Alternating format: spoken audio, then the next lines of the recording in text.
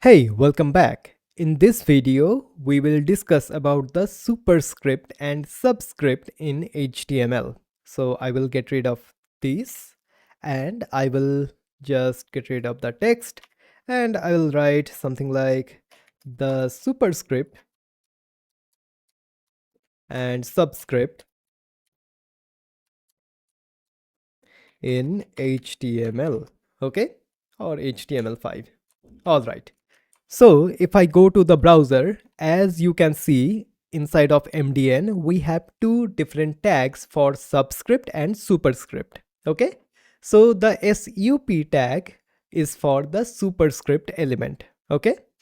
The SUP HTML specifies inline text which is to be displayed as superscript for solely typographical reasons. Okay, superscripts are usually rendered with a raised baseline using smaller text. And as you can see inside of this particular documentation example, this square, it is a superscript. So let's create this particular thing inside of our text editor. So if I just go here and here, I will create a paragraph element. Okay, inside of the paragraph element, what I'll do, I will do a square, so I'll just write 2 for now, plus b square equals to c square. Okay, if I just now save that, now if I go to the browser, as you can see, it is saying a2, b2 and c2, so it is not applying that particular superscript here. To apply the superscript, what we have to do, we have to go here and write sup super. Okay, all right, so let me just add some space here. So sup. Okay, all right, now what I'll do, I'll just cut this 2 from here to here and I will just do something like this. Okay, once again here as well. Okay, all right, I'll cut this 2 from here to here. Okay, and I will just get rid of this space, and once again here as well. So sup super. Okay, all right, and just add that 2 here. Okay, all right, so if I now save and go to the browser, as you can see, we are having a square plus b square equals to c square.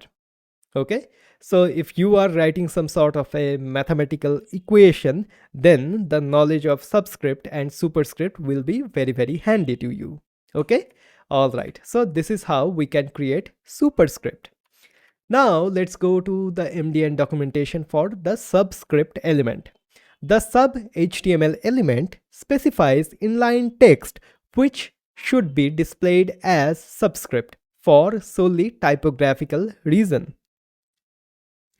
Subscripts are typically rendered with a lower baseline using smaller text. So as you can see, we are having this particular chemical expression here. Okay, so something like this. So whenever we want to write a molecule, something like this, we use the subscript for that. Okay, so we have C8H10N4O2. Okay, all right, so let's just write that. So if I just go here, so what we had, we have C, and then what we had, okay, let's add the capital C. Okay, C8H10N4O2.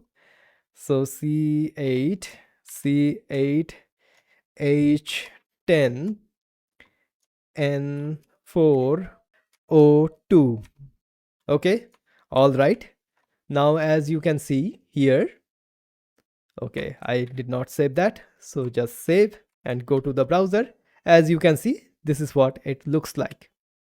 Now let's go to the code editor once again, and now what I'll do, I will wrap each and every number with the sub tag.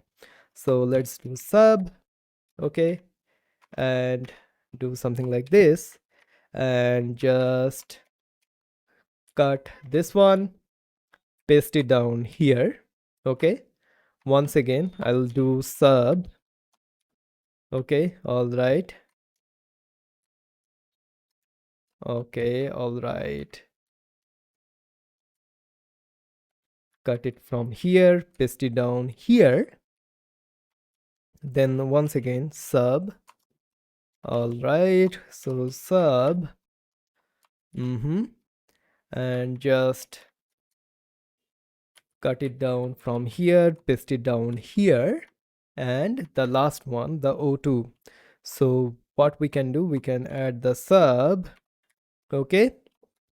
And what I'll do, I'll just cut it from here, paste it down here. Okay, all right. So after all of this, what will happen? This will happen. So now our chemical expression is now fully formed, and this 8, the 10, and so on and so forth are in the subscript right now.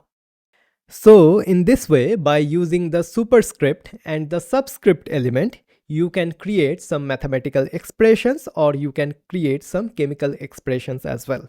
Okay. All right. So this is basically the superscript and subscript in HTML.